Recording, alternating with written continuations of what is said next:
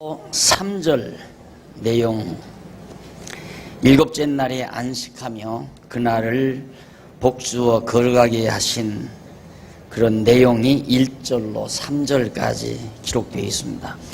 하나님께서 지난 시간 우리가 배웠듯이 여섯째 날 될 때까지 모든 우주와 만물을 다 창조하셨습니다.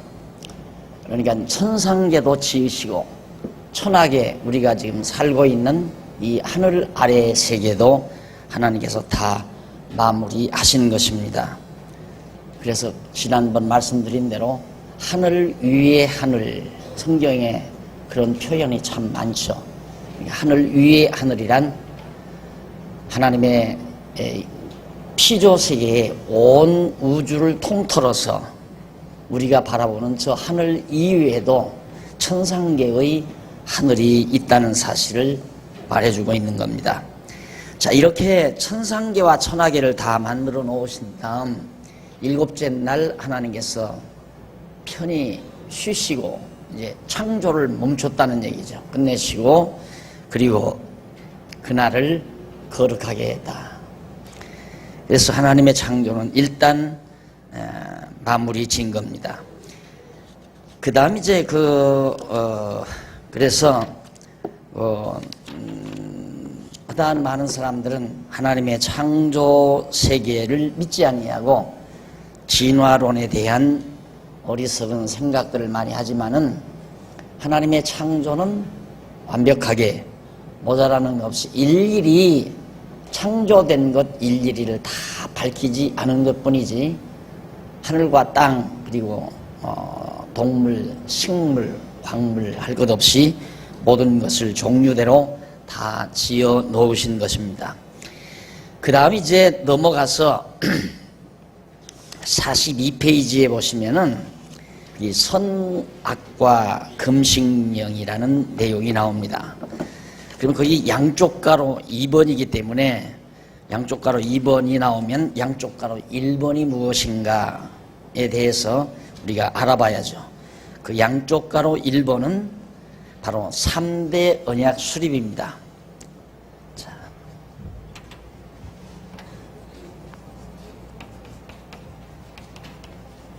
언약 수립의 시행, 하나님께서 아담과 언약을 수립하는 것을 시행하시는 일이 1절로부터 1장 26절로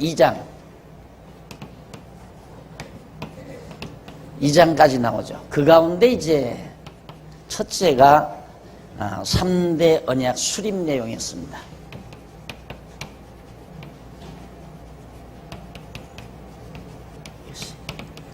(1장에서 2장 3절까지) 이제 바로 공부한 내용까지가 하나님께서 세 가지 언약, 하나님이 인간을 지어 놓으시고 그리고 이제 생육하고 번성하라, 그리고 다스리라, 모든 걸 정복하라, 그리고 모든 걸 다 다스리라 라고 명령으로 하나님이 언약하신 사실을 우리가 2장 3절까지 해서 살펴봤습니다. 그러면 이제 오늘 우리가 살피는 내용은 자, 두 번째로 선악과를 금지하는 선악과 금식령, 그것이 2장 4절로부터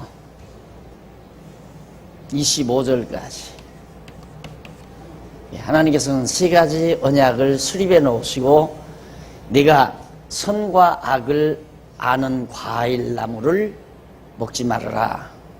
그 말은 바꾸어 말하면 너는 선과 악을 알 필요가 없다. 하나님께서 이미 이렇게 너로 하여금 좋도록 세 가지 언약을 해서 살아가도록 하나님이 이렇게 언약을 수립했기 때문에 네가 좋고 나쁜 것을 분별해서 아는 그런 과일을 먹는다고 하는 것은 하나님이 좋게 해서 만들어서 언약하신 내용과 상반되는 내용이 나올 수 있죠.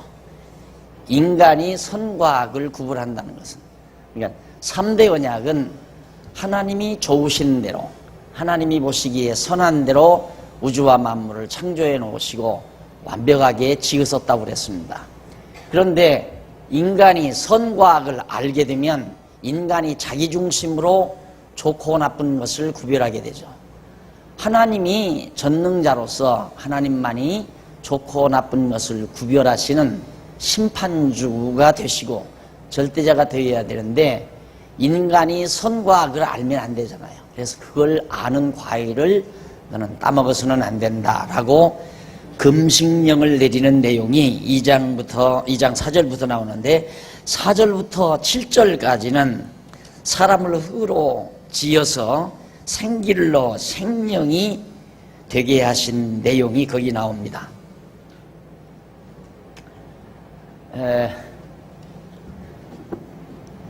여호와 하나님이 천지를 창조하신 때에 천지에 창조된 대략이 이러하니라.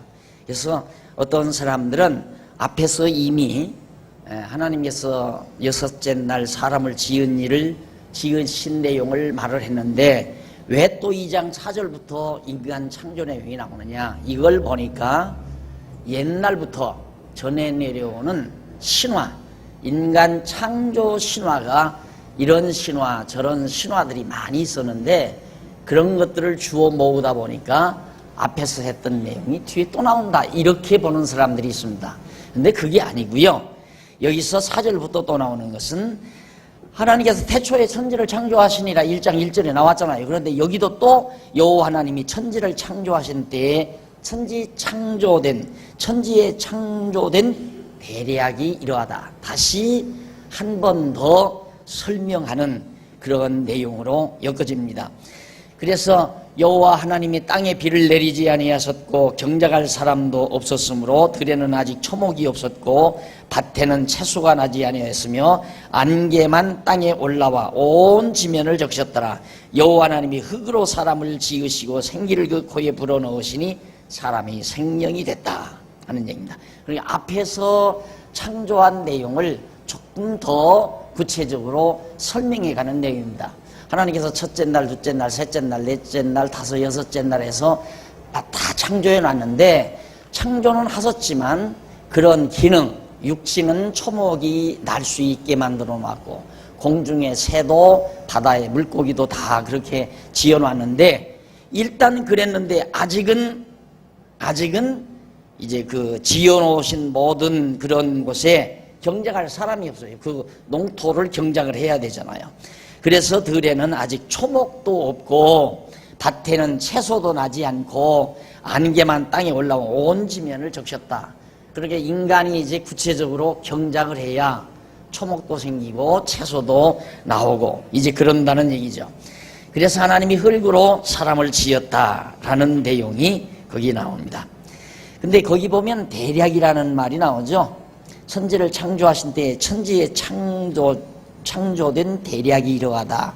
그 대략이란 말이 어떤 얘기냐면 역사, 구체적으로 천지를 창조하신 그 역사가 약전, 간단한 역사가 바로 이러한 것이다 라는 그런 얘기입니다. 자, 그 다음 이제 5절로 6절에 보면 43페이지 중간에 나오죠.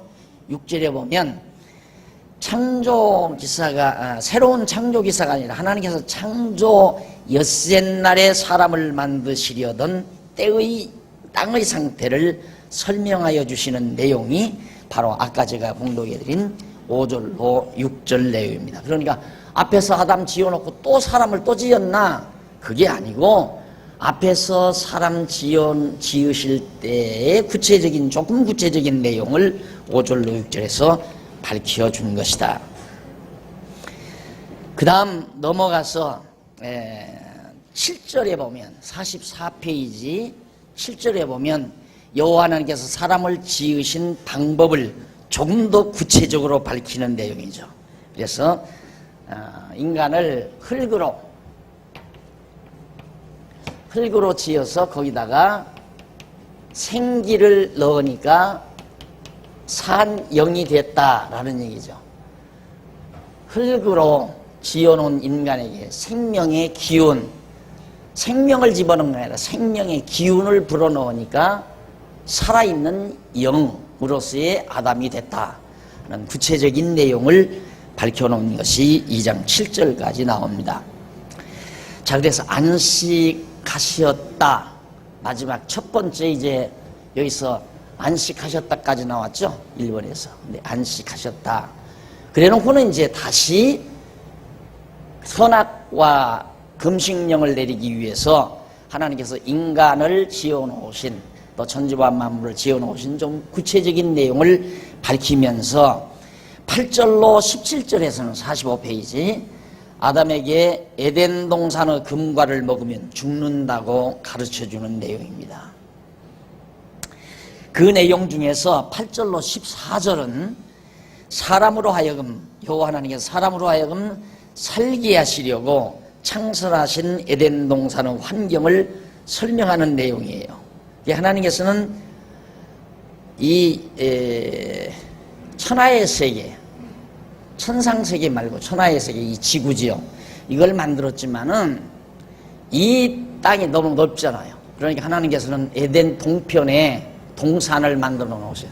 에덴의 동산을 만들어서 아담이 살기 좋은 환경으로 그렇게 만들어 놓으시고, 그 동산 중앙에는 생명나무, 여기에 생명나무, 사망나무, 죽음에 이르는 나무, 생명에 이르는 나무, 두 나무를 동산 중앙에다가 만들어 놓으셨다. 그런데 생명과를 먹으면 영원히 죽지 않는 나무예요. 이 선악과는 먹으면 죽는 나무고. 그런데 아담에게 이 두 나무를 주신 건 살고 죽고 하는 이 두 나무를 하나님이 만들어 놓으시고 아담을 이 동산에 살도록 놔두신 거란 말입니다. 그러면서 하나님이 말씀한 거예요. 너는 생명나무, 동산의 모든 과일나무 다 먹어도 된다. 그러나 이 선악과만은 먹어서는 안 된다. 이 하나만 금지시킨 거예요. 왜? 이건 하나님이 싫다 이 말이에요. 나머지는 다 좋다. 이 하나님이 좋으신 대로, 좋으신 건 먹으라고 하고 하나님이 싫으신 것은 못 먹게 하시고, 그러니까 너는 하나님 말씀만 들으면 된다 이거예요. 내가 먹으라는 건 먹고 먹지 말라는 건 먹지 말아라. 그것이 하나님의 명령이에요. 그런데 네가 만약에 선악을 알게 하는 과일을 먹고 네 스스로 좋은 것과 나쁜 것을 알면 네 중심으로, 네 멋대로 좋고 나쁜 것을 분별해서 세상을 살기 때문에 하나님을 잘못하면 로봇으로 만들 경향이 있잖아요. 하나님과 맞선다 이 말이에요. 하나님만이 좋고 나쁘신 것을 분별하시는 능력을 가지고 계시고, 인간은 천진난만한 어린애기처럼, 엄마 품에 안겨인 어린애기처럼 그렇게 순진하게 그렇게 지어 놓으셨는데, 선악을 알게 하는 과일을 따먹고 나서 하나님처럼 좋고 나쁜 것, 선악을 구별하게 되면, 하나님도 선악 구별하고 인간도 선악 구별하고 이렇게 되면 부모가 다 장성한 어린아이와 대적을 이루듯이 벌써 10살만 돼도, 10살은 그만두고 38살만 돼도 엄마 말 안 듣잖아요. 왜? 제 멋대로, 제 좋은 대로 하려고 한다 이 말이에요.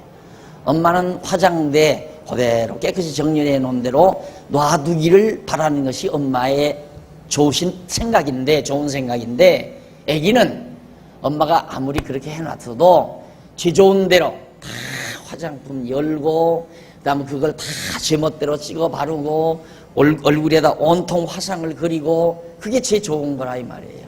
근데 어머니는 그게 한없이 나쁜 거고. 그러니까 아기가 제 좋은 것과 어머니가 좋은 것과는 정반대가 되듯이 장성하니까. 그러듯이 하나님도 지어놓으신 인간이 선악을 알고 좋은 걸 택하는 것과 하나님이 좋아하시는 것은 반대일 수밖에 없다. 그래서 이것을 선악을 알게 하는 과일을 먹으면 죽는다 그 말이에요. 그러니까 너는 죽지 않고 영원히 살도록 생명나무의 과일, 모든 나무를 먹으라 하는 얘기입니다. 그래서 그 그 에덴 동산의 위치가 대개 지금 현재 지리적으로 밝히는 것은 터키의 동쪽, 터키 동쪽 아라랏산 있는 그 언저리, 그러니까 유브라데스강, 티그리스강 상류 부근, 그 부근이 바로 에덴 동산의 원천지였다라고 대부분 그렇게 다 학자들이 말하고 있습니다. 그 다음 15절로 17절은 사람으로 에덴 동산을 다스리며 지키게 하시고 선악을 알게 하는 나무의 실과를 먹으면 죽는다고 말한 내용이 바로 17절까지 기록이 됐습니다. 자, 그 다음 이제 18절로 20절 보면 거기는 46페이지 나와요. 하나님이 아담에게 각종 짐승의 이름을 짓게 합니다. 왜냐하면 모든 것을 다스리게 하셨으니까 하나님이 이름도 아담의 마음대로 짓게 만든 거예요. 소, 돼지, 호랑이, 사자 이렇게 모든 이름들을 아담이 다 짓도록. 왜? 이미 모든 짐승이나 만물은 인간에게 지배권을 줬기 때문에 그래서 아담이 모두 다 모든 짐승의 이름을 짓는데 18절에 보면 47페이지 나와요. 홀로 있는 것을 좋지 않게 하나님이 여겨가지고 아담의 배필로 갈비뼈를 뽑아 아담의 아내 하와를 만들어 놓으시죠. 그래서 아담을 위해서 돕는 배필을 지으려고 그렇게 하시면서 결국 하나님께서는 그 아담을 독처하는 것을 좋지 않게 여기셔가지고 왜 그러냐면 아담도 혼자 있고 하나님도 오직 한 분이시고 그렇죠? 그러면 인간은 독존자가 아니에요. 하나님이 언제나 지어놓는 모든 것들은 상대적으로 지어놓아요. 상대적으로. 하늘을 지으니까 땅을 짓고 또 빛을 지으니까 어둠을 짓고 또 짐승도 암컷과 순컷을 지어놓으시고 근데 인간은 오직 아담 혼자였단 말입니다. 그럼 독존자니 혼자니까 그래서 하나님은 아담과 상대를 이루는 여자를 만들어서 거해서 인간도 상대적 존재로 그래서 인간도 남자와 여자가 다 하나 돼야 인간이죠. 사람 할 때 아담을 사람이라고 했어요.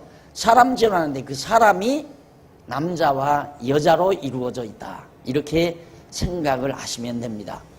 그렇게 해서 하나님께서 아담과 하와를 지어놓으신 그런 생각으로 하나님이 섭리하시고 그리고 나서 하나님께서 들짐승과 새를 지어 아담으로 그 이름을 다 짓도록 그렇게 만들어 놓으신 겁니다.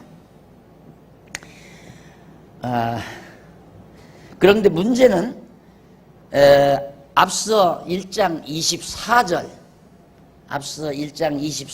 이하에 보면 하나님께서 사람보다 짐승과 육축을 먼저 만드신 것으로 기록되어 있어요.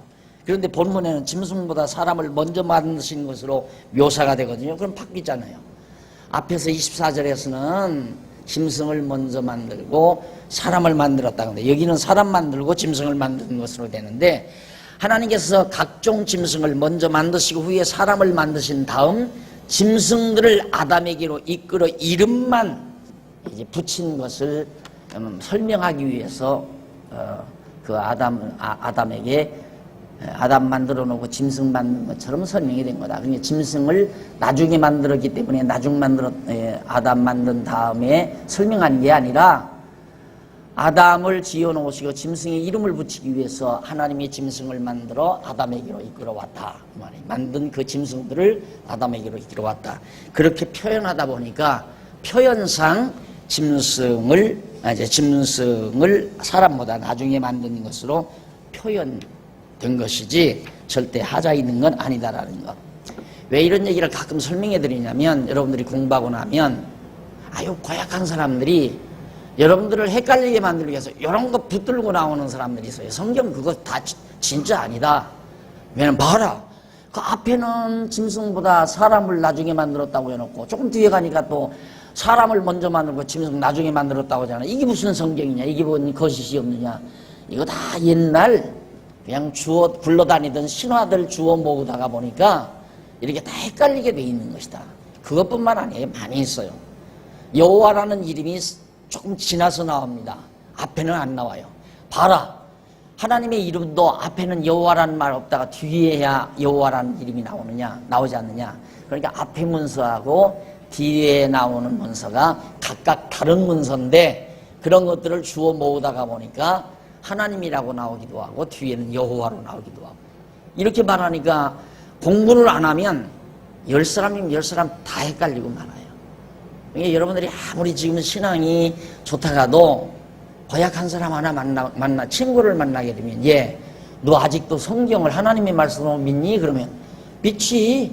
야, 너 바보다. 그러면서 이런 거 하나 지적해 주면 정말 그렇구나. 이래서 넘어가는 거예요. 이 공부 안 하면 신앙 지키기가 참 힘든 부분입니다. 그러니까 성경을 공부하려면 철저하게. 그래서 내가 일일이 이 설명 다 하자면 7년, 8년 걸려야 돼요. 그러니까 집에서 예습하라고 그랬죠. 반드시 읽어오셔야 돼요. 제가 읽지 않잖아요. 반드시 읽어오시고 여기서 제 강의 들으시고 집에 가서 반드시 복습을 하시고 그렇게 해야 한 4년 만에 간단하게 마무리할 수 있으니까 열심히 노트는 제가 지금 열심히 다 해드렸으니까요. 참고하시기 바라고. 자, 그 다음 21절로 25절 아담의 갈빗대로 여자를 만들어 아담에게 주셨다는 내용이 바로 25절까지 나오죠. 여러분들이 너무도 잘 아는 내용입니다. 이런 모든 내용들은 하나님께서 아담을 머리로 지었죠. 먼저 지어놨어요. 머리를 먼저 지어놓고 아담의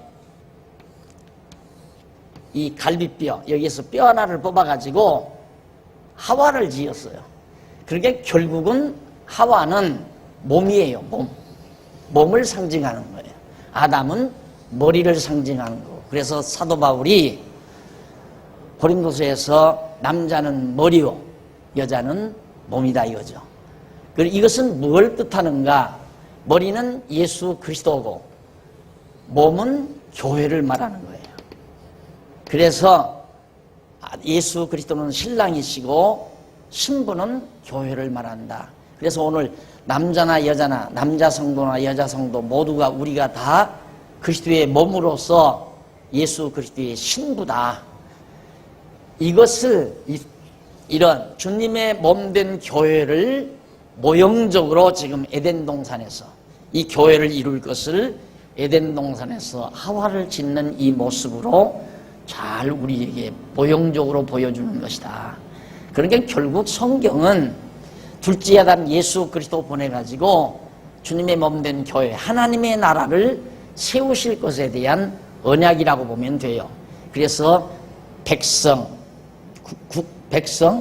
그리고 국토, 국민, 국토, 국권 이 세 가지가 국가 형성의 3대 요소 아니에요. 그러니까 하나님의 나라도 백성이 있어야 국민이 있어야 되고 국토가 있어야 되고 국권이 있어야 되기 때문에 그래서 이스라엘 나라 3대 언약 아까 말했더니 이 언약을 아담에게 수립한 것을 지난번 서론에서 밝혀진 대로 아브라함에게 언약하시고 아브라함에게 언약한 대로 다윗 왕국 이스라엘 국가를 형성해 준 것은 첫째 아담 예수 그리스도의 첫째 아담에게 언약한 대로 장차 오실 둘째 아담 예수 그리스도를 통해서 하나님의 나라를 이루시려는 하나님의 계획을 보여주신 것이다 라는 얘기입니다.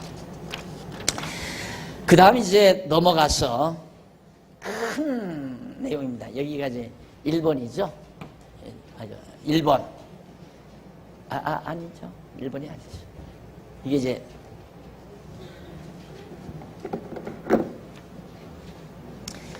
가로 없는 1번이 뭔지 찾아보십시오. 네? 아담과 언약 수립이죠. 아담과 언약 수립. 여기가.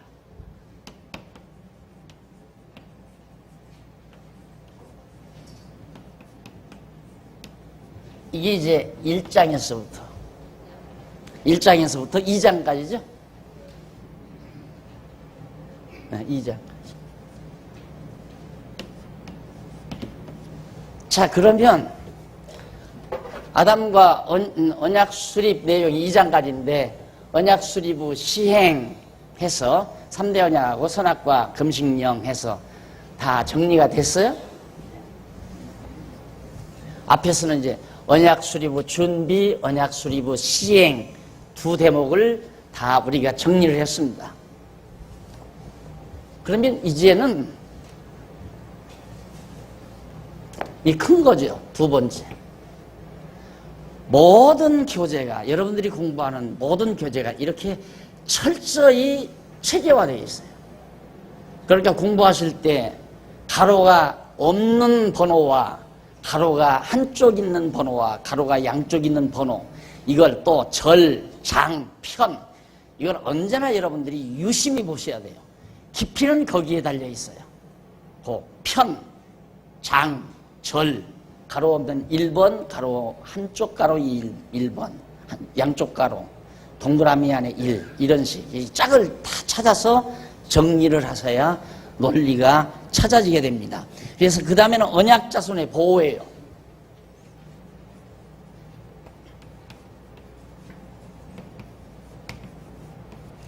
그것이 3장에서부터 11장까지가. 자, 이제부터는 이제 하나님께서 아담과 언약 수립을 하시고, 언약을 수립하시고, 어떻게 언약을 수립했나?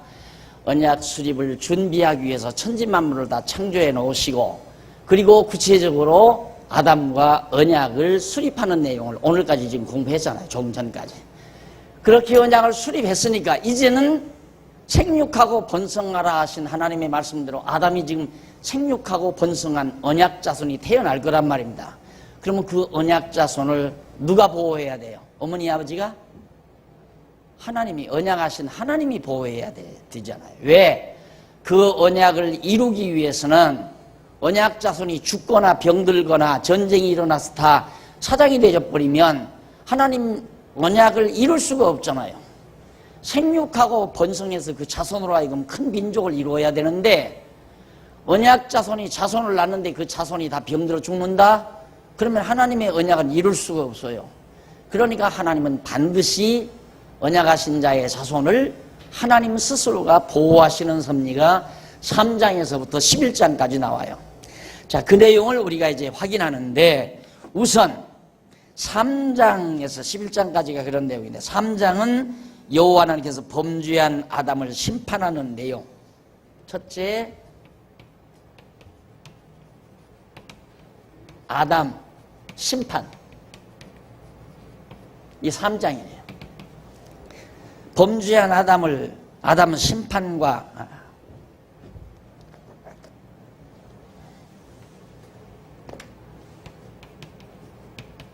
아담 심판과 보호. 이거 보십시오. 이게 이제 3장인데 아담이 범죄를 했어요. 다 아시다시피 선악을 알게 하는 과일을 따먹었어요. 이게 죽어야 되잖아요, 아담이. 그런데 선악을 알게 하는 과일을 따먹고 죽어야 할 아담을 하나님은 심판은 해요. 일단 심판하면서도 그 아담을 보호를 해요. 왜? 언약하셨으니까 그 말입니다. 언약하셨으니까. 그래서 그것이 3장이고, 그 다음에 이제 4장에서 5장은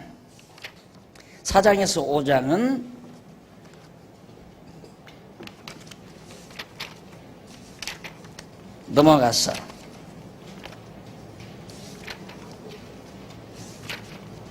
네. 64페이지 나오죠? 가인 심판과 보호.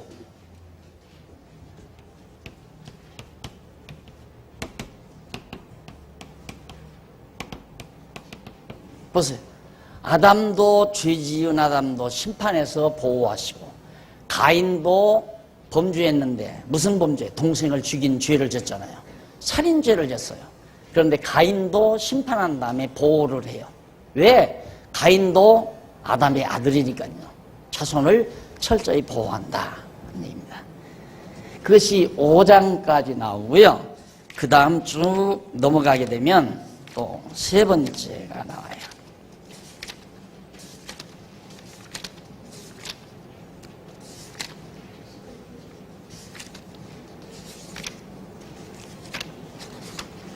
몇 페이지 나옵니다. 105? 75? 네. 인류 심판과 언약입니다.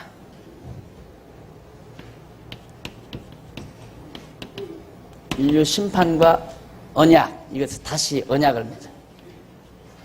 이것이 6장에서부터 11장?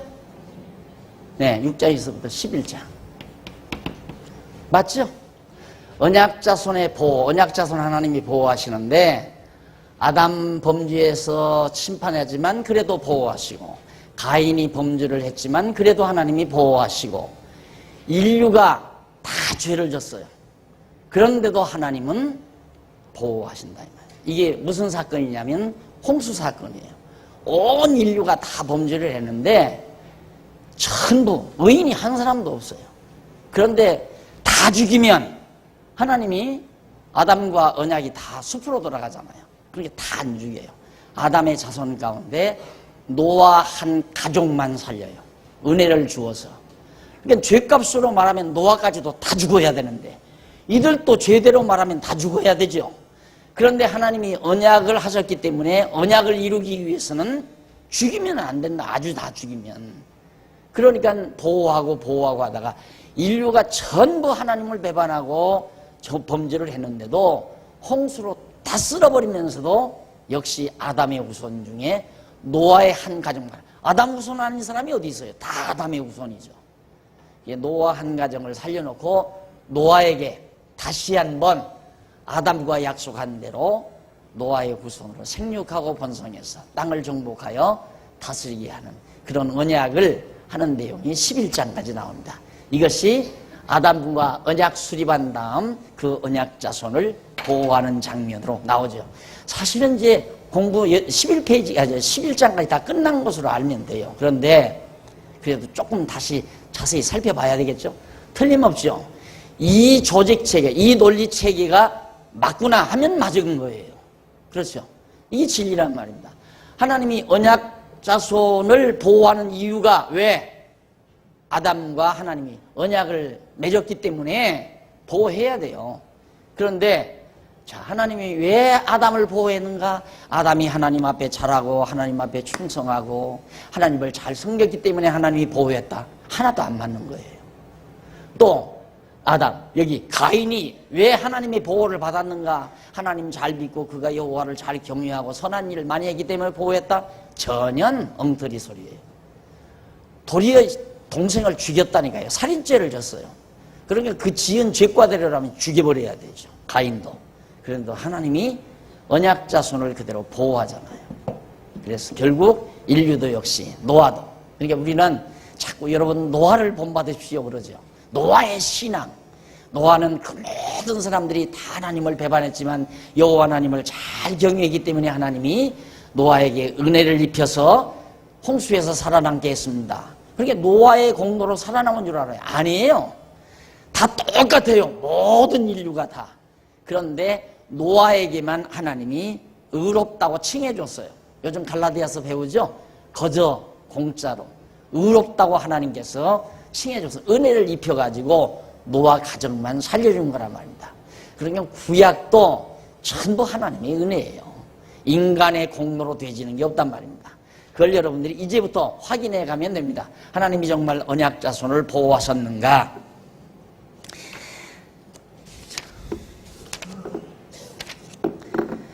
자, 그러면 50페이지에 보시면은 우선 아담 심판과 보호 내용이 3장에 나온다고 그랬죠. 그 3장에 나오는데 3장 1절로 24절까지 나와요. 1절로 24절. 그 가운데서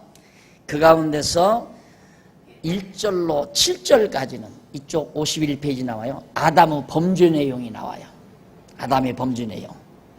그 범죄 내용은 두말할 것 없이 선악을 알게 하는 과일을 따먹는 거죠.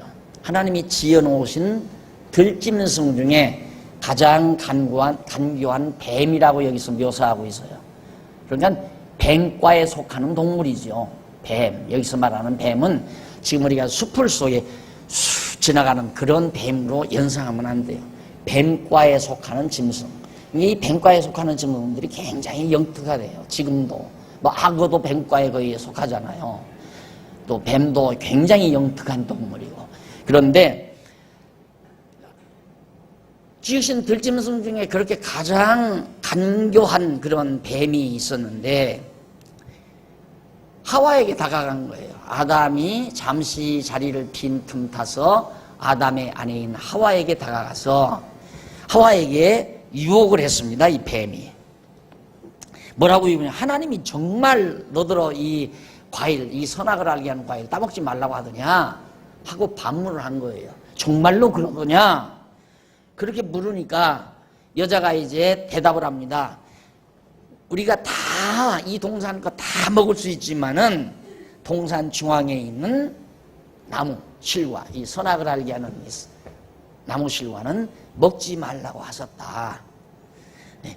그러면서 너희는 먹지도 말고 만지지도 말라. 하나님이 만지지 말라는 말은 하지 않았거든요. 근데 먹지도 말고 만지지도 말라.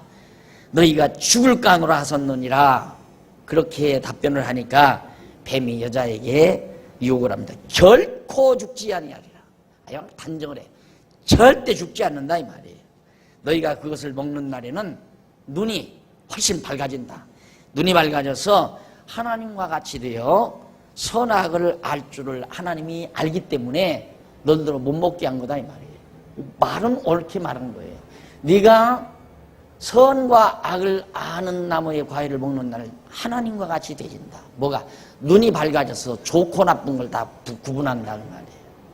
예, 여기서 눈이 밝다는 말은 그러면 처음에 하나님께서 하와를 소경으로 지어놨나? 그건 아니고 소경으로 지었다는 말이 아니라 우리도 그러잖아요. 아이들이 처음 태어나면 다 봐요. 뭐 화난 것도 보고 하늘도 보고 물건도 보고 다 봐요.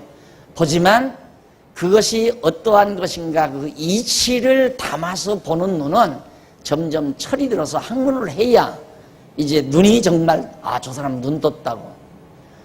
그런데 눈은 떴지만은 글도 모르고 책도 못 읽고 지식이 없는 사람을 저 사람은 소경이나 다름없는 어두운 사람이야. 저 어두운 사람이라고. 책도 못 보고 저는 학문이 없는 사람이다. 그런 의미처럼 하와도 처음에 다 눈 뜨고 보지만은 선과 악을 알지 못하기 때문에 무엇이 좋고 무엇이 나쁜가를 몰라요. 애기도 그러잖아요. 내가 저 물을 먹으면 정말 몸에 좋은 건지 저 물을 먹으면 죽는 건지 모르잖아요. 그렇게 물병에 물만 있으면 먹으려고 한다 이 말입니다. 이게 농약인지도 모르고 독약인지도 모르고 그게 모르니까 그런 거죠. 좋고 나쁜 걸 모르니까. 그러듯이 인간도 그렇게 됐다 이 말이에요. 그러니까 네가 저걸 먹는 날에는 하나님과 같이 돼서 선악을 알 줄을 하나님이 알기 때문에 못 먹게 한 거다. 그러니까 먹어봐라 이 말이에요. 그렇게 유혹을 받아가지고 결국 하와가 선악을 알게 하는 과일을 따먹습니다. 여자가. 그래서 3장 6절로 7절에 보면 여자와 아담이 간교한 뱀의 유혹에 넘어가서 먹지 말라고 하는 선악과를 따먹어버리고 났는데 그렇게 먹고 나니까 7절에 나오죠. 7절에 그 53페이지 보면 7절 밑에 이에 그들의 눈이 밝아 자기의 몸이 벗은 줄을 알고 무화과 나무를 엮어 치마를 하였더라. 여러분 애기들 이렇게 아주 애기하고 비유를 들으면 이해가 빨라요. 애기들 낳아서 돌 지나기까지도 몰라요. 그냥 다 응아하면 다 벗겨가지고 목욕시키고 다 온 식구들이 다 보는 앞에서 난리쳐도 하나도 부끄러움이 없어요. 그런데 2~3살만 지나도 팬티 벗기려면 막 못 벗기게 하죠. 부끄럽다 이거예요. 부끄럽다. 이제는 뭔가 안다 그 말입니다. 그러니까 아담도 하와도 선악을 알게 하는 과일을 따먹기 이전에는 전혀 부끄러움이 없었어요. 남자 여자와 벌거벗어서도 전혀 서로가 부끄러움이 없었고 그런데 저걸 먹고 나니까 부끄러움이 생기기. 왜? 선과 악을 알게 되니까. 그렇게 이제 변화가 생기게 됩니다. 그러다 보니까 나무잎으로 하체를 가리우는 이걸 가리켜가지고 이걸 보고 자꾸 요즘 이단자들 중에 하나는 아담과 하와가 범죄를 했는데 어떤 범죄냐면 하와가 여기 보면 나뭇잎으로 무화과 잎으로 이에 그들의 눈이 밝아서 남자와 여자가 하체를 가리웠다. 여기 하체를 가리웠다면 남자가 가리웠나 여자를 가리웠나 남자 여자 다 가리웠다 이거예요. 그런데 이단자들은 이 하체로 범죄했기 때문에 가리운 것이다. 그걸 그 죄의 근원을 가리운 것이다. 그래서 소위 혼음교리라고 하는 아주 엉터리 같은 교리를 만들어 가지고 지금 한국 땅을 온통 뒤덮었던 통일교라는 거 있잖아요. 이상한 사람들이죠, 그 사람들이. 그래서 이제 구원도 그 혼음을 통해서 구원이 된다. 그래서 뭐 누구의 피를 받아야 구원을 얻는다고 하는 그런 회개망측한 말을 하는데도 사람들이 거기에 끌려서 넘어가는 그런 웃지 못할 현상도 사실 나타났던 부분이 바로 이 부분입니다. 그 다음 이제 그렇게 되니까 55페이지 하나님의 심판이 나타납니다. 3장 8절로 19절까지 하나님의 심판이 임하는데 우선 8절로 10절에 보면 죄를 범하고 숨은 아담과 하와를 하나님이 불러요. 자, 이걸 먹고 부끄러워서 다 가리고 있었는데 날씨가 서늘한 때에 하나님이 동산에 거니시는 여호와 하나님이 이제 아담과 하와를 불러요. 그러니까 아담과 하와가 하나님의 낯을 피해서 동산 나무 사이에 숲속에 숨어버렸단 말입니다. 아담을 부르시면서 하나님께서 네가 어디 있느냐 아담아 너 어디 있느냐 하나님이 뭐 몰라서 그거 못 찾아 숨바꼭질 하듯이 숨으면 못 찾아서 그런 게 아니에요. 막 그런 인간적인 방법을 동원해서 지금 하나님의 뜻을 전달하다 보니까 너 어디 있느냐 하고 물으니까 내가 동산에서 하나님의 소리를 듣고 내가 벗었으므로 두려워서 숨었습니다. 내가 벗었으므로 두려워서 숨었습니다. 여기서 사도 바울이 아담이 숨었다고 하는 건 벌써 하나님 앞에 죄를 범했다는 증거거든요. 먹지 말라고 하는 걸 먹었으니까 이제 하나님께 혼나겠구나 하고 자기 스스로가 하나님 앞에 나가기를 두려워하는 겁니다. 자, 그래서 3장 11절로 13절에 보면 죄를 범한 아담과 하와에게 하나님이 책망을 해요. 너 왜 먹지 말라는 걸 먹었느냐 그러니까 아담은 하나님께서 나에게 만들어주신 저 하와가 먹으라고 해서 먹었습니다. 그러니까 하와 너는 왜 먹었느냐 그러니까 하나님이 만들어놓은 저 간교한 뱀이 날 먹으라고 해서 먹었습니다. 전부 핑계를 댔어요.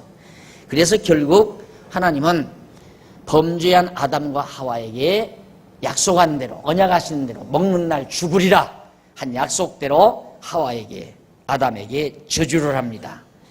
저주를 하는데 그 저주 내용이 14절로 15절에 보면 자 57페이지 나오죠. 14절로 15절에 보면 아담과 하와를 유혹한 뱀에게 저주를 명해요. 너 이제부터는 너는 흙을 먹고 살고 평생 기어다니지 못하고 배로 다니리라. 뱀에게 한 저주입니다. 그러니까 뱀은 그 전까지만 해도 걸어다녔다는 얘기죠. 걸어다녔다는 말은 발이 있다는 얘기 아니에요. 그런데 이제는 앞으로도 발로 걷지 못하고 배로 기어다닌다. 그러니까 우리들이 지금 타락한 이 저주받은 세상에서 상상할 수 있는 건 뱀 하면 이제 뭐 공룡이나 용도 뱀과 아니에요.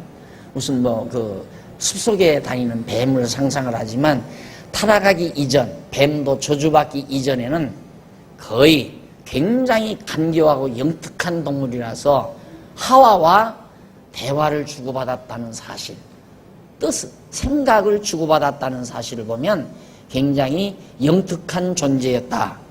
우리가 이걸 지금 우리들의 상황에서 이해를 하면 안 돼요. 타락하기 이전의 세상, 저주받기 이전의 세상을 생각을 하셔야죠. 그러니까 그런 당시에 있었던 뱀이 저주를 받아서 이제는 하나님 앞에서 완전히 배로 다니는 그런 동물이 된다. 그래서 그 다음에 이제 16절에는 선악과를 따먹고 범죄한 하와에게 저주를 하는데 그 저주 내용은 너는 해산의 수고를 한다. 전에야 생육하고 번성하는 것이 하나님의 축복이었으니까 그것이 즐거움이었고 생육하고 번성하는 것이 수고가 아닌 상태였는데 그게 저주로 나타나서 가장 고통스러운 고통으로 그렇게 하나님께서 해산의 수고를 하도록 그렇게 만들어 놨고, 남자에게는 어떤 저주 17절로 19절에 나오는데 너는 이마에 땀이 흐르도록 노동을 해야 먹고 산다. 그래서 애당초 타락한 인간에게, 남자와 여자에게 두 개의 큰 수고를 저주로 수고를 줬는데, 남자는 이마에서 땀이 나도록 일해야 되고 여자는 해산의 수고를 해야 되고, 그리고 여자는 항상 남자를 사모하며 살아야 된다. 이것이 이제 하나님께서 타락한 인간에게 주어진. 그러면 여기서 선과 악을 알게 하는 나무의 과일을 먹는 날에 죽으리라 그러잖아요. 그런데 많은 사람들은 안 죽었지 않느냐 이거야. 아담이 어디 죽었느냐, 하와도 안 죽었지 않느냐, 그 다음 살아서 가인도 낳고 아벨도 낳고 다 자녀 낳고 살지 않았느냐, 이렇게 말해요. 천만의 말씀이요. 아까 말씀드렸죠. 허 플러스 생기 해서 생명. 생명이란 말은 살아있는 영이라는 뜻이에요. 영물, 살아있는 영. 그러니까 에덴 동산에서의 하와와 아담은 살아있는 영으로서의 존재였다 이 말입니다. 그런데 선악을 알게 하는 과일을 먹음으로 말미암아 육체가 된 거예요. 오늘 우리와 같은 이런 존재가 육체만. 그러니까 영은 죽고 육체만 나왔다 이 말입니다. 흙은 육이 된 거죠. 그리고 생기가 이 기가 들어가서 이제 영이 된 건데, 영이 죽어버렸다 이 말이에요. 그러니까 결국은 흙덩어리만 살아서 피가 돌고 생기가 도는 그런 존재가 되고 만 거죠. 그러니까 지금도 실제로 우리가 여기에서 생기, 살아있는 기가 떠나면 그걸 보통 혼이 떠난다고 그러죠. 우리 보통 동양인들은 혼이 떠나면 죽는다. 혼백이 떠나면 죽는다 그러는데, 혼백 떠난다는 게 뭐냐면 기가 떠난다면 생명의 기가 떠나가 버린다. 그러면 흙 속에서 생명의 기가 떠나버리면 그건 완전히 흙으로 그냥 원래 흙으로 돌아가 버리고 말잖아요. 이게 우리가 우리 안에서 믿지 아니하고 영으로 거듭나고 중생하지 아니한 사람들은 살아있는 흙덩어리로 살다가 흙덩어리로 그냥 돌아가 버리고 마는 거예요. 그러면 그 사람은 죽은 영이란 말입니다. 영이 죽어 있다. 그러니까 거듭나고 중생하지 아니한 자들은 영적으로 다 죽어 있는 자들입니다. 그래서 육체만 살아있는 짐승 같은 존재들이 돼 있는 거고요. 그래서 결국 하나님이 먹는 날에 죽으리라 한 그대로 아담과 하와는 먹고 육체가 죽어서 육체가 되고 만 겁니다. 자, 그 다음에 이제 자, 그렇게 해 놓으시고는 세 번째,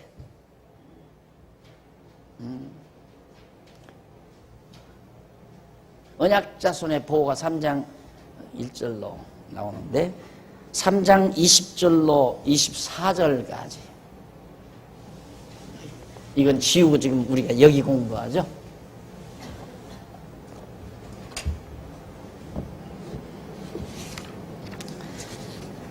자,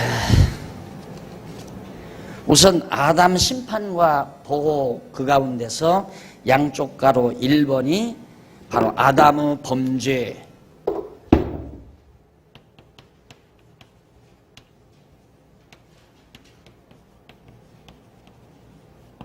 두 번째가 하나님의 심판 나와요.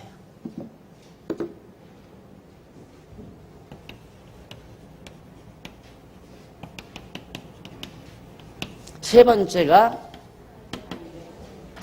이제 하시겠죠. 자, 세 번째가 오늘 이제 공부할 하나님의 보호. 그러니까 아담 심판과 보호 아니에요? 하나님이 아담을 범죄하니까 심판하면서도 보호하신다.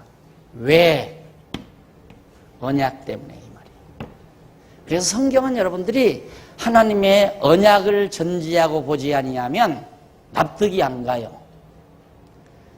언약을 전제하고 성경을 보면 와, 아담이 이렇게 범죄했는데도 범죄해서 하나님이 심판하면서도 역시 하나님은 보호하신다. 자, 그러면 하나님께서 생명인 아담이 범죄하고 이제 심판을 받아서 저주도 받고 심판을 받았어요. 그럼 그대로 놔두면 되겠어요? 하나님은 그러면서도 하나님이 아담을 보호해요. 그것이 3장 20절로 24절까지 나오는데 우선 20절로 21절에 보면 아담과 하와를 위해 가죽옷을 지어 입혀요. 가죽옷을 입힌다 이 말입니다. 그래서 그렇게 하나님께서 가죽옷을 지어 입힌 이유는 물론 이 언약 때문이라는 거 말씀드렸죠. 하나님이 언약에서. 왜? 보호하기 위해서 가죽으로 옷을 지어서 입혔다. 그러면 이것도 상징성이죠. 가죽을 만들기 위해서는 짐승이 죽어야 되잖아요. 양이나 염소가, 소가 이런 것들이 죽어야 가죽이 나오잖아요. 짐승의 가죽이. 그러면 짐승이 죽을 때 피 흘림이 있잖아요. 피가 흐르잖아요.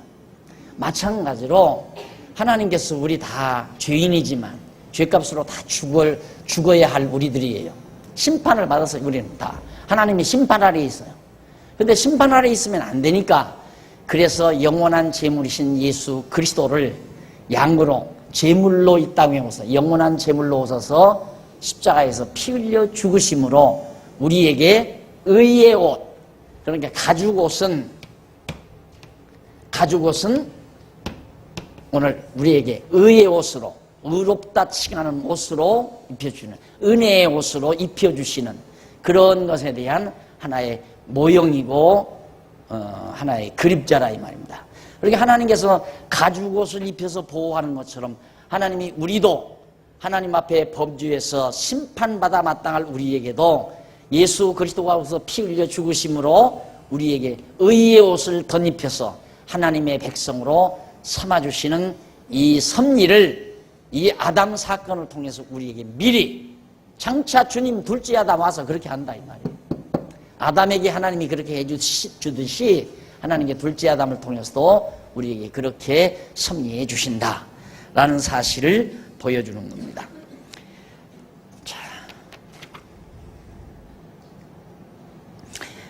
자, 그래서 거기 보면 우리가 조금 하나 보십시다.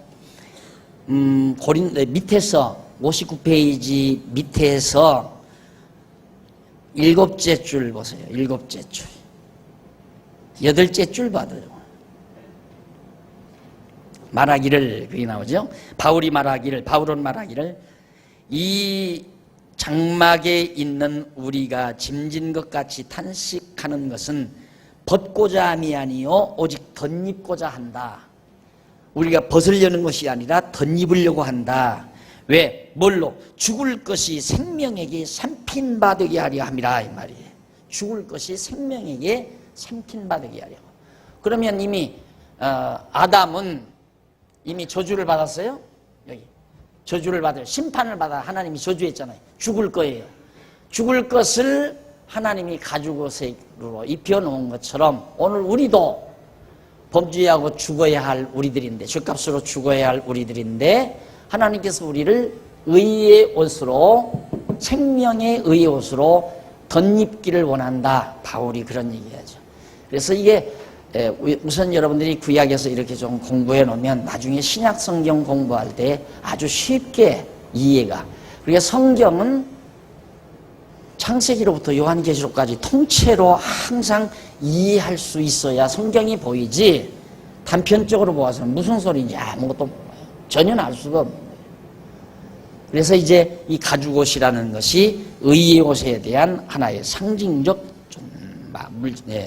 상징적인 하나의 모형이다라는 걸 기억하시면 되겠고요.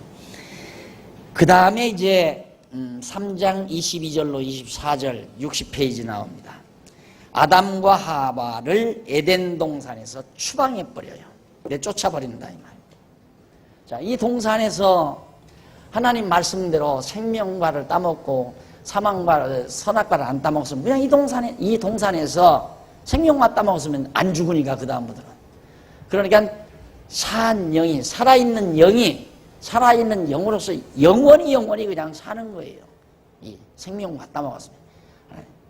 그런데 선악을 알게 하는 과일을 따먹었고 범죄해서 심판받고 그래서 일단은 보호하지만은 여기서 내쫓아버렸다 이 말이에요. 그래서 에덴 동산 그 생명이 살 수 있는 에덴 동산은 지금도 흔적조차 없는 가장 인간이 살 수 없는 삭막한 땅으로 지금은 보여져 있습니다. 이게 터키 동쪽인데 이번에 터키 갔을 때 거기를 한번 가보고 싶었지만은 아직은 못 간대요. 정세가 그래서 못 가봤는데 이제는 정말 인간이 살 수 없는 그런 불모지의 땅으로 만들어져 버리고 말았거든요. 그래서 그때 인간이 쫓김받아서 오늘 우리가 이처럼 그 당시 초기만 해도 곧 보통 인간이 한 1000살 가까이 살았거든요. 근데 점점 이제 이 저주의 빛, 태양빛도 저주의 빛을 쏟아내고 달빛도 별빛도 모든 만물도 이 모든 독초 이 땅에서 나오는 모든 초목들도 과일들도 전부 독소가 다 들어있잖아요. 그런 걸 먹고 살아가다 보니까 인간들이 점점 수명이 약해지고 병들고 저주받고 이래서 이제 오늘의 고달픈 인간 모습이 되어버리고 만 겁니다. 하나님께서 이렇게 에덴 동산에 이제 쫓았다. 이걸 이제 예수님은 어떻게 비유를 하느냐면 큰아들하고 작은아들하고 잘 살았잖아요. 아버지 밑에서. 근데 작은아들 녀석이 나 아버지 말 듣기 싫다. 나 재산 타주시오. 이게 재산 받아가지고 나가요. 아버지 집을 떠나요. 떠나서 돈 다 잃어버리고 나중에는 부잣집 돼지우리에 가서 돼지 먹이는 모습 노릇하다가 밥도 안 갖다 줘요. 이부자리도 없어요. 그냥 돼지들하고 같이 북더기 속에서 같이 잠을 자야 되고 그때야 아버지 집이 생각나서 다시 돌아오는 그런 이야기로 예수님께서 누가복음에서 비유 삼아서 얘기를 합니다. 인간은 아버지 집 떠나오는 자들이에요. 그래서 지난주일날 돌아와 찬송 불렀잖아요. 오랜만에 제가 그 찬송을 불렀는데 참 감회가 깊더라고요. 탕자 나간 자식이여 아버지를 떠나서 나간 자식이여 어서 돌아오라고 기다리는 아버지의 애절한 심정을 담은 찬송이었습니다. 그러니까 아담이 타락해서 쫓겨난 그런 모습을 예수님이 그렇게 설명을 한 것이다. 그런데 여기 보면 이 본문에 보면 우리라는 표현이 좀 거기 나오죠. 22절에 여호와 하나님이 가라사대 보라 이 사람이 선악을 아는 일에 우리 중 하나같이 되었다. 자 여기서 선악을 아는 일에 선과 악을 아는 일에 누구 중? 이 하나님 중 하나님 가운데 하나같이 됐다. 이 번역이 얼마나 학자들을 괴롭히는 얘기인지 몰라요. 그럼 우리가 복수라는 얘기니까 여럿이라는 얘기 아니에요. 여럿 중에 한 사람과 같이 됐다 이 얘기거든요. 번역이 그렇게 되어 있잖아요. 우리말 번역이. 그러니까 우리말 번역뿐만 아니라 일반 글도 그렇게 번역을 한다 이 말이에요. 복수 쓰고 복수 1인칭 썼으니까 우리 아니에요. 우리 중 하나, 우리 가운데 하나 하니까 여러 명의 하나님 가운데 한 분처럼 됐다. 그러면 보통 삼위일체 하나님이 성부, 성자, 성령 이 세 분이라고 한다면 세 분 중에 성령같이 됐다, 성자같이 됐다 그런 얘기 아니에요. 근데 그게 아니고 우리 중이란 말, 우리는 항상 복수 하나님, 크고 장엄하신 하나님에 대한 표현 방법이라고 그랬어요. 복수명사라고 하는 것은. 그러니까 하나님 한 분이신데 그 하나님 중 하나라는 말은 뭐냐면 하나님이 가지고 계시는 속성 중 하나같이 돼버렸다. 하나님이 선악을 알고 있는데 쉽게 말하면 아담도 선악을 알게 됐다 그 말이에요. 그런데 여러 명의 하나님 가운데 한 하나님과 같이 됐다라고 그렇게 번역을 하니까 이게 해결이 안 나는 거죠.